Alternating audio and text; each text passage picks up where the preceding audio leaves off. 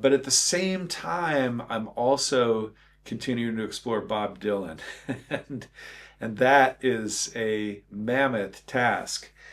So recently, just to show you how mammoth a task it is, I picked up this book, Complete Bob Dylan, or I should say I ordered it on Taobao, or was it JD? Anyway, same thing. Uh, 600 pages of songs. Pretty amazing, right? You got to give it to Bob. He, hands down, the most gifted songwriter of the previous, of the past half century or more. Um, just amazing, his output and just the quality of the songs. It's not like there's a lot of stinkers in here and then just a few gems. These are all great songs. I've never encountered a Bob Dylan song that I didn't like or didn't appreciate in some way or didn't think was somehow special.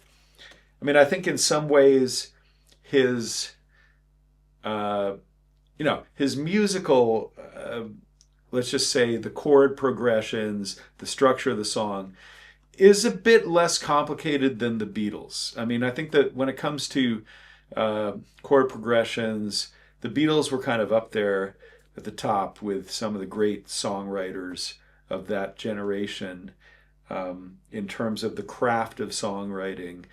Bob Dylan would take, you know, a nice chord progression and make a verse out of it, and it wasn't really the music itself, the cleverness of the music so much. It was the beauty of his songwriting, of his lyrics, but also his voice.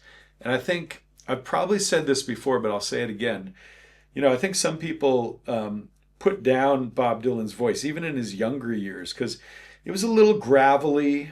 I think I wrote about this. Beatles are beer, Bob Dylan is whiskey, um, Rolling Stones are gin. So, it's a bit of an acquired taste, but when you listen to Bob Dylan, especially his earlier work, 60s and 70s, when I think his voice was at its full powers, there's a beauty to his voice. There's a uniqueness, a singularity, and the way that he produces these complicated lyrics, it's quite amazing. And I don't think you can really truly appreciate and understand that until you go through the process of learning his songs and trying to sing his songs with the original lyrics, with the original, you know, I'm not saying like a completely accurate or precise cover of it, but just following the chords, following the melodies, following the lyrics. It is damn difficult to sing Bob Dylan songs. Ask anybody who has performed songs by Bob Dylan. It is not easy. And you've got to give it to him for his vocal acrobatics. Yeah, he's not the most melodious singer. He's not bel canto. But he had this acrobatic voice that could just get out all of these sounds and all of these sort of complicated lyrics that were sort of crunched together in each verse. And so you just have to experience it. And that's what I love about this project is that what I like about this project is that it kind of compels me to experience what it is to perform all of these songs. The high octane voice of Mick Jagger. Again, not considered the best singer in the business, far from it, but certainly one of the best performers, right? Not the most beautiful voice, but an incredibly powerful voice and perfect for the kind of music, the style of music, and the lyrics that they were performing. And I think the same thing for Bob Dylan. Both very much an acquired taste, but once you acquire that taste, you just take in all the subtleties, all the I don't know, again, with the alcohol analogy, all the aromas, all the different flavors, all the different kind of tonalities in their voices. And I'm not saying I'm trying to replicate that. I have my own style of singing and playing, but I do feel that by playing and singing versions of their songs on an acoustic guitar, occasionally on piano, I do feel like I come at a deeper connection, a deeper understanding of the lyrics, of the way that they perform them, of their particular style of playing and singing and performing. So that's been a lot of fun. Going back to this book, so the question is, how far am I going to get through this entire tome? And the answer is, I don't know. I was able to do all, 185 Beatles songs. I think there are a few more that I didn't do yet. Maybe I'll do them later. But, I haven't really tackled the solo Beatles, which is another subject to talk about.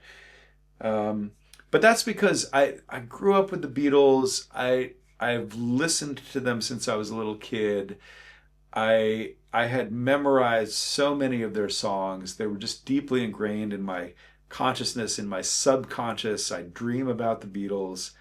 I mean, they've just been such a big part of my life. So churning out 185 versions of their songs was not a huge challenge for me. There were some songs that were more challenging than others, but I knew probably like a quarter to a third of them already. And the others did not take too long to learn. And with Bob Dylan, it's a little different because I'm not as deeply familiar with his entire corpus of songs. I'm pretty familiar with the songs from the 60s, the classic era of Bob Dylan, as we would say. Some of the songs from the 70s, especially Blood on the Tracks, which is maybe still my favorite album of all the Bob Dylan albums. And then, kind of snatches of his work from the 80s and beyond. But a lot of his stuff I'm just not that familiar with. So it does take time to absorb his music, to kind of learn the lyrics. I'm not trying to memorize them. That would be too gargantuan a task at this point. I think I've memorized maybe 30 or 40 Bob Dylan songs. If I just reviewed them, for a couple of days, I could probably play them by memory, but 600, no way. So we'll see how far I get with this project. Incidentally, this book, I highly recommend it to serious Bob Dylan fans, but it's not a very practical songbook. There's, it's huge, it's heavy. I think that it might have been wiser to divide it into volumes, but maybe they just decided that it was better, that the market demanded a, collected, complete set of Bob Dylan songs. There's plenty of other Bob Dylan, obviously songbooks and anthologies out there that you can get if you just want to learn his best work or what's considered his best. This is one of them. That I've had for many years, the anthology.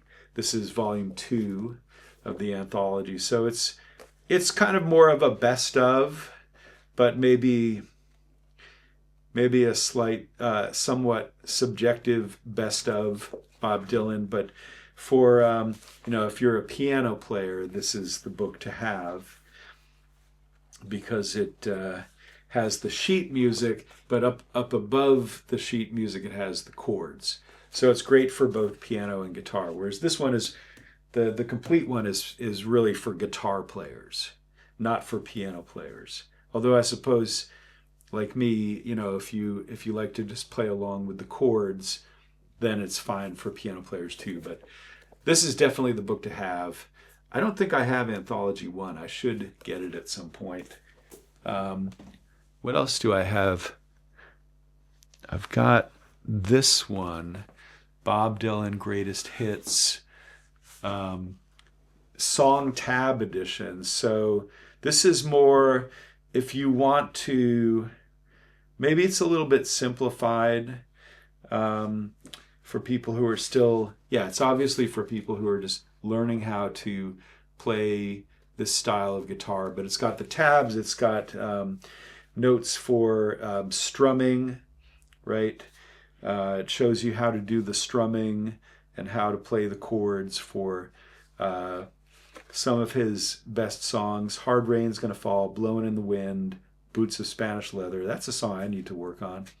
Don't Think Twice, It's All Right, Everything is Broken, Girl of the North Country, I Shall Be Released, Just Like a Woman, Masters of War, Only a Pawn in Their Game, Tangled Up in Blue. So a pretty damn good set of songs here. If you just want, one book that'll help you learn Bob Dylan songs on guitar, this is definitely a good one to get. Bob Dylan Greatest Hits Song Tab Edition by Amsco Publications. I don't know where I picked this up, but many, many years ago. I think that's probably it for Bob Dylan books that I have in my collection. So we'll see. We'll see how much further I get with the Rolling Stones and with Bob Dylan.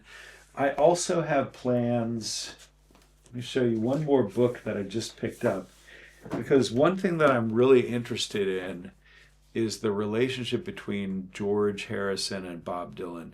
I've always been a fan of George Harrison's solo work. I think he has some great solo albums. Even his lesser work is still interesting. And I just also, his spiritual journey, his life story, what he did after the Beatles broke up is really fascinating, I feel. So I just picked up this, also ordered this book on JD, Jingdong. If you don't live in China, it's called Jingdong. It's like a kind of another Amazon type company. There's Taobao, there's Jingdong. So you can get these books in China. That's the great thing. It takes a while. It can take a few months, depending on the book you order, for it to get delivered. But it's worth the wait. This one actually came pretty quickly, so I think it was in stock here in China. But that's pretty cool. There's a little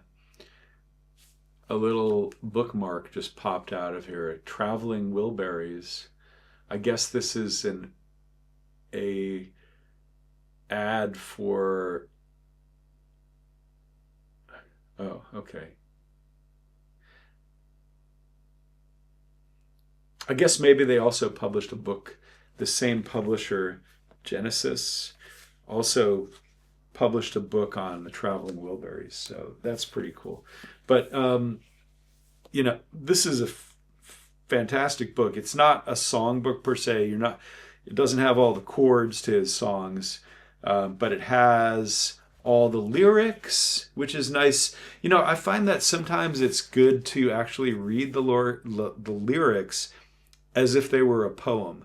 So just read them without the music, read them without the chords, just to kind of get a sense of the story that the lyrics are telling and the imagery. So I think it's nice to have, songbooks that are just pure lyrics, like you're reading them like you're scanning them like you would poetry. So as far as I understand, this is a complete collection of all the songs that he wrote in his life. Not as prolific as his friend Bob Dylan, but still quite impressive. Not only that, but it's also, this is really cool. It has the original lyric sheets that he was working on, handwritten, like, photocopied, whatever. And that's really cool. I would like to get a book of Bob Dylan's original lyric sheets. I think that there is a book that's available now from the Dylan Archives, which I'm just chomping at the bit to go and visit someday in, where is it, Tulsa, Oklahoma, right next to the Woody Guthrie Archives. I really want to go there someday. But anyway, so it's got all his lyrics, both handwritten and typed out, like a book of poetry. It's got an introduction. It's got photographs. of different phases in his life. I mean, George Harrison was an amazingly charismatic dude. I mean, he was handsome, he was funny, he was cool. Um, you know, he in some ways is the most, I don't know, interesting of the Beatles. Although I'm still sort of a John Lennon fan ultimately, as I've written about in my blogs and talked about in my vlogs. But I think George Harrison is definitely up there. My feelings about Paul McCartney are still a little more complicated. Partly because he's still just such a massive cultural figure. It's kind of like what Joe and Lai said about the French Revolution. You know, oh, what do we make of the French Revolution? It's too early to tell. So I feel like that's the way that I feel about my feelings for Paul are still too complicated. I might have to wait until, you know, God forbid, but someday he too will pass on. And hopefully before I do, although you never can tell these days, but maybe someday I'll be able to look back at Paul McCartney's legacy and kind of have a deeper, fuller understanding.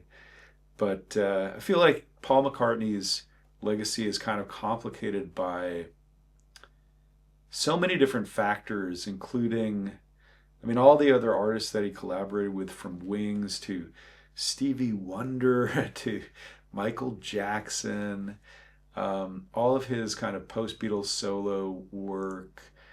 You know, I'm still of the opinion that nothing that the Beatles did after they broke up in 1969 matches up to what they accomplished together as a group.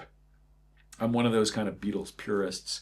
I mean, even the songs that they posthumously put together right after John Lennon passed away, Free as a Bird, Real Love, Now and Then, although I appreciate them and I've written and vlogged about them in the past, but they're not really, I don't know, I just don't feel that they're quite up there with their best work when they were together as a group. But, you know, that's very subjective. But anyway, I just find myself endlessly fascinated by George, his story, his mystical quest. Partly maybe because I feel a connection there because I'm also an Asian studies guy. You know, living here in China for all these years, living in China and Japan. That's another reason why I was interested. I find John Lennon also fascinating, is that he developed such a strong interest in Japan after, of course, you know, getting together with Yoko Ono. And, well, goes without saying that he seems to have also been interested in women from East Asia, Maypang being the other obvious one. But that's another story. But I mean, you know, I think John and George were the mystics in the group. They were both, I would call them, deep seekers. Whereas Paul, I'd say less so. He was just more grounded. I feel like Paul was always more grounded. Still, you know, very deep in his way. But Paul and Ringo, in a way, it's kind of not a coincidence that they have survived this long. They're still continuing to be active. They're kind of more boots on the ground guys, not pie in the sky, head in the clouds kind of guys like George and John. Anyway, it's just a thought. I'm just throwing out some random thoughts to share with you as I muse about my endless love for this band, the Beatles. But going back to George and his output, though it doesn't quite match with Bob Dylan, of course. There's actually a lot of connections that George and Bob had. They played together. I just got a CD of the Bob Dylan 1970 sessions, which is amazing, a must-have for any Bob Dylan fans. Just such a great set of songs that he plays in that set, and many of them with George Harrison. You can recognize George Harrison's guitar style in the song Matchbox, for example. And of course, they collaborated on songs, If Not For You, which I posted recently, my own version of, as well as what was the other song? Um, uh, I have to pause for a moment to think about that, but there's another song that they collaborated on at the same time. I think George went and visited. There's photographs of George hanging out with Bob Dylan in his home in Woodstock. That was a very interesting period for music, and a very interesting place and time, with the band living there as well, and so many other people, Van Morrison and but anyway, I digress. George and Bob obviously had a very strong relationship. I think obviously the closest relationship of any Beatle to Bob Dylan, which kind of makes sense because, here, let me just pull up these. Let's talk about this relationship for a little bit.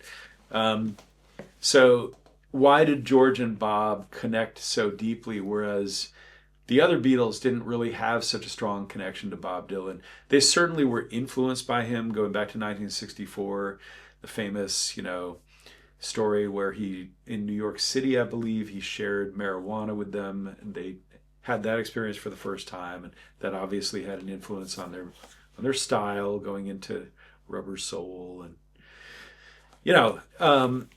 but obviously he had a influence on their songwriting style as well, and I think it was reciprocal. I think Bob Dylan was always fascinated by the Beatles. He just felt that they weren't exploring their lyrical talents deeply enough, and I think he kind of goaded them to go deeper with their lyrics. I think George was very receptive to that. I mean, they all were in their own way, but I think George was the one who was kind of the most influenced, the most what's the word, receptive to Bob Dylan and his style and his message. I think they had kind of an affinity. There was a certain rapport that they had. I think John was obviously, kind of the front man of the Beatles at that time. He was sort of the leader of the group, and the older guy, not as old as Ringo, of course, but still, in a way, kind of the big brother of the band, the alpha male of the band, if you will. And I feel like Bob and John were kind of destined to be rivals, right? Rather than really good friends, to kind of sniff each other out like two top dogs in a ring, Whereas George, the younger brother, more maybe susceptible is the word, a little more vulnerable, a little more susceptible to the Bob Dylan charisma, the Bob Dylan sort of magic. Paul, kind of in his own world. I mean, Paul didn't really need Bob. Paul just had such incredible creative musicality. He was just constantly coming up with his own creative ideas. He didn't need somebody like Bob Dylan to kind of goad him or influence him in that way. I feel, and I don't think that Paul ever quite went the lyrical way of Bob Dylan either. Even though some of his songs are a little more dreamy, a little more visionary, but Paul's songs, I feel, tend to be more grounded in personal experience. But anyway, George being the mystic in the band and the young brother, I think really kind of fell under the I don't know, the spell of Bob Dylan. And he went to visit him in Woodstock in New York. That's all very well documented. Late 60s, even before the Beatles broke up. They were jamming together. They were sharing musical ideas. I think Bob probably, in his own way, persuaded George, maybe not to leave the band per se, but to go his own musical direction, to write his own songs, to be proud of his own songs.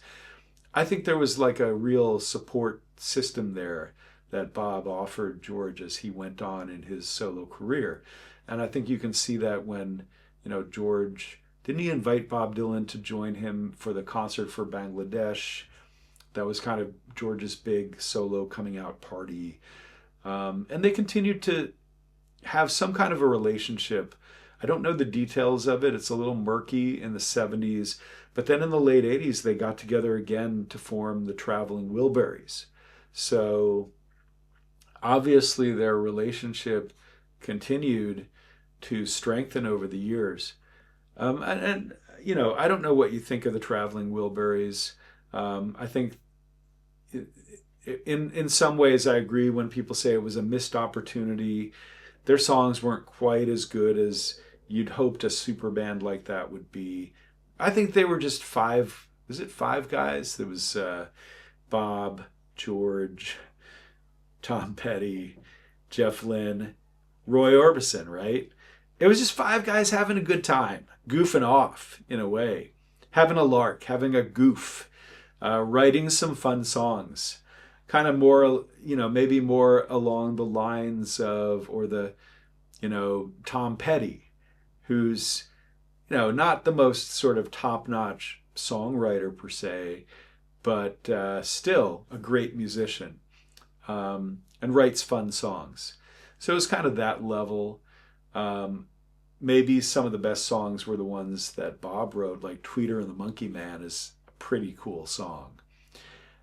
So that collaboration continued with the Traveling Wilbur. So it's really a fascinating story, and I would like to explore that more in my free time, which I don't have too much of these days.